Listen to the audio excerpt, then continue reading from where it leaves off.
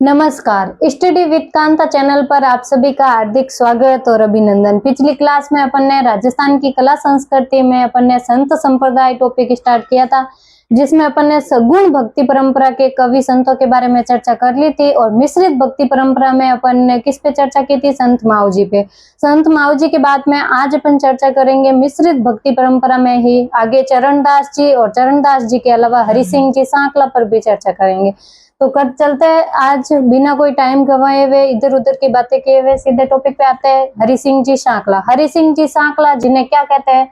तो कलयुग का वाल्मीकि कहा जाता है। जबकि राजस्थान का वाल्मीकि पूछ ले तो आपको किसको बोलते हैं? महाकवि माघ को राजस्थान का वाल्मीकि कहा जाता है। जबकि कलयुग का वाल्मीकि पूछ ले आपको तो कौन है? हरि सिंह जी सांकला। जिनका जन्म पूछ ले कहाँ पे हुआ था? तो जन्म हुआ था कापरोद। कापरोद कहाँ पे है? तो डीडवाना कुचामन में। पहले नागौर में था, लेकिन अभी डीडवाना कुचामन खुद जिला बन गया है, तो फिर डीडवाना कुचामन में है कापरोद गांव, जहाँ हरि सिंह जी सांकला का जन्म होता है। हरि सिंह जी सांकला ये हड़बू से प्रभावित होकर सन्यासी बने थे। हड़बू कौन थे? हड़बू बाबू के मौसेरे भाई थे, जिनकी चर्चा अपन ने लोक देवता में की थी। तो हड़बू से प्रभावित होकर के ये सन्यासी बनते हैं, लेकिन इनसे पहले सन्यासी बनने से पहले ये एक प्रकार के डाकू थे। ठीक है, कौन? हरि सिंह जी सांकला पहले डाकू हुआ करते थे, लेकिन हड़बू से प्रभावित होकर के ये सन्यासी बनते हैं। और इनका तपस्या स्थल पूछ ले आपको कहाँ पे है? तो तीखी डूंगरी। तीखी डूंगरी कहाँ पे है? ये भी डीडवाना कुचामन जिले में। ठीक है, तपस्या स्थल तीखी डूंगरी डीडवाना कुचामन में। और मृत्यु और समाधि पूछ ले, मृत्यु कहाँ पे हुई थी और इनकी समाधि कहाँ पे है? तो मृत्यु और समाधि दोनों गड़ा का बास। गड़ा का बास कहाँ पे है? तो ये भी डीडवाना और कुचामन में। ठीक है, डीडवाना और कुचामन में इनकी मृत्यु और यहीं पे इनकी समाधि है। हरि सिंह जी सांकला का संप्रदाय था निरंजनी संप्रदाय। निरंजनी संप्रदाय जो कि सगुण और निर्गुण भक्ति का योग माना जाता है। सगुण और निर्गुण भक्ति का योग निरंजनी संप्रदाय, जिसकी प्रधान पीठ पूछ ले तो जहाँ इनकी मृत्यु या समाधि हुई थी, गड़ा का बास कहाँ पे है? डीडवाना कुचामन में। यहाँ पे इस संप्रदाय की प्रधान पीठ है निरंजनी संप्रदाय की। और निरंजनी संप्रदाय में परमात्मा को अलख निरंजन और हरि निरंजन कहा जाता है। किसको? परमात्मा को। किस संप्रदाय में? निरंजनी संप्रदाय में। अलख निरंजन और हरि निरंजन किसको कहते हैं? परमात्मा को। ठीक है, और सन्यासी बनने के बाद इन्होंने अपना नाम चेंज कर दिया था। इन्होंने नाम परिवर्तित करके हरिदास जी रखा था। हरि सिंह जी सांकला से इन्होंने अपना नाम क्या रखा? हरिदास जी। और इन्होंने कुछ ग्रंथ लिखे हैं, इंपॉर्टेंट है, याद रखिएगा। मंत्र राज प्रकाश इनका प्रमुख ग्रंथ है। मंत्र राज प्रकाश, हरिपुरुष जी की वाणी, व्रत हरि संवाद, और इसके अलावा सखी। मंत्र राज प्रकाश, हरिपुरुष जी की वाणी, व्रत हरि संवाद, और इसके अलावा सखी, इनके प्रमुख रचनाएं हैं।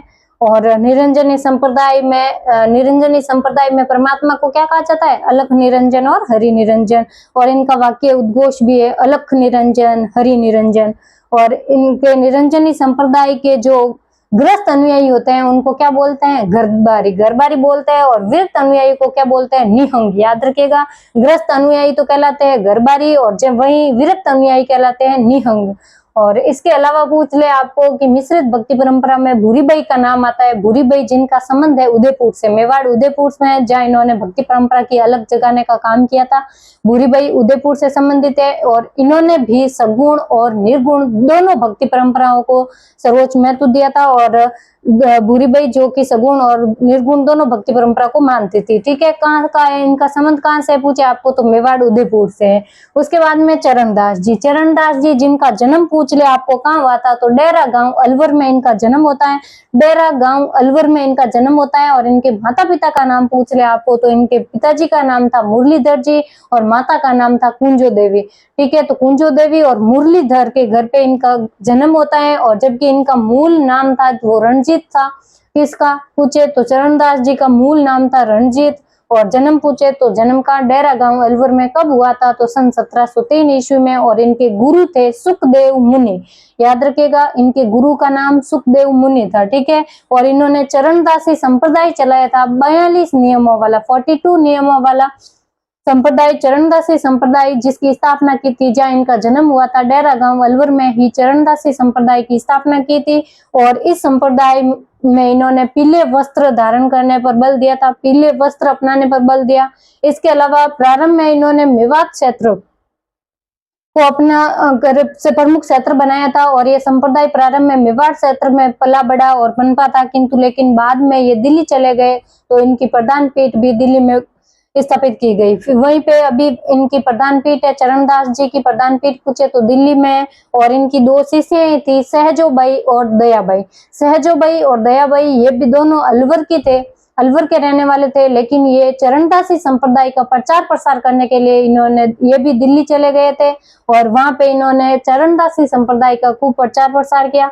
सहजोबाई जो अलवर के रहने वाले थे और इनके दो ग्रंथ इंपोर्टेंट है, याद रखिएगा। इनका एक ग्रंथ है सहज प्रकाश और एक है 16 तिथि। देखो स से सहजोबाई और स पे ही है इनके दोनों ग्रंथ, सहज प्रकाश और 16 तिथि, ऐसे याद रख लीजिएगा।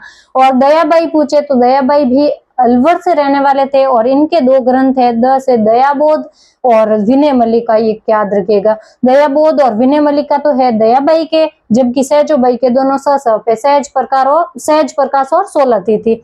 और जयपुर का शासक थे सवाई प्रताप सिंह जी। सवाई प्रताप सिंह जी ने भी चरणदास जी से दीक्षा ली थी। किसने? जयपुर के शासक सवाई प्रताप सिंह जी ने चरणदास जी से दीक्षा ली थी और चरणदास जी को एक गांव है जो दान में दिया था।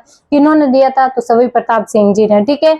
फिर चरणदास जी मेवाड़ का त्याग कर देते हैं और मेवाड़ त्याग करके ये चले जाते हैं दिल्ली और दिल्ली में ही प्रधान पीठ बनाते हैं, जहाँ इनकी मृत्यु हो जाती है। और देह त्याग कहाँ पे हुआ था? दिल्ली में। कब हुआ था? तो 1782 1782 में इनका देह त्याग हो जाता है। और 1739 में इन्होंने चरणदास जी ने दिल्ली पर जो नादिर शाह का आक्रमण हुआ था उनकी भविष्यवाणी की थी। चरणदास जी ने दिल्ली पर नादिर शाह के आक्रमण की भविष्यवाणी किसने की थी? पूछे आपको तो कौन से संत थे वो? चरणदास जी, ठीक है। और कल अपन ने चर्चा की थी कि चौपड़ा ग्रंथ में भविष्यवाणी की थी किसने? संत माऊ जी ने। किसकी भविष्यवाणी की थी? तो 3 विश्व युद्धों की भविष्यवाणी की थी। किन्होंने की थी? तो संत माऊ जी ने। जबकि नादिर शाह के आक्रमण की भविष्यवाणी कर रहे हैं कौन? चरणदास जी। और चरणदास जी के प्रमुख ग्रंथ है जो याद रखिएगा, इंपोर्टेंट है, भक्ति योग, हठ योग, अष्टांग योग और षटकर्म हठ योग। अष्टांग योग, भक्ति योग, हठ योग और षटकर्म हठ योग, ये इनके प्रमुख ग्रंथ है जिनकी चर्चा अपन ने कर ली है। तो अभी अपन ने सगुण भक्ति परंपरा और मिश्रित भक्ति परंपरा के संतों के बारे में चर्चा कर ली है। अभी निर्गुण भक्ति परंपरा के संत अभी बाकी है जिनकी चर्चा करेंगे अपन अगली क्लास में। अगर आपको क्लास पसंद आई है तो लाइक करिएगा, कमेंट करिएगा और अपने दोस्तों के साथ शेयर कीजिएगा। और चैनल पर नए हैं तो चैनल को सब्सक्राइब कीजिएगा। और क्लास की पीडीएफ प्राप्त करने के लिए आप टेलीग्राम चैनल का लिंक जो डिस्क्रिप्शन में दे रखा है और कमेंट बॉक्स में भी पिन करके रखा है, तो आप वहां से टेलीग्राम चैनल ज्वाइन कर लीजिएगा। वहां आपको क्लास कंप्लीट होते ही और टॉपिक कंप्लीट होते ही वहां पे आपको पीडीएफ मिल जाएगी, ठीक है। तो मिलते हैं फिर अगले क्लास में निर्गुण भक्ति परंपरा के संतों के साथ में। तब तक के लिए धन्यवाद। जय हिंद, जय भारत।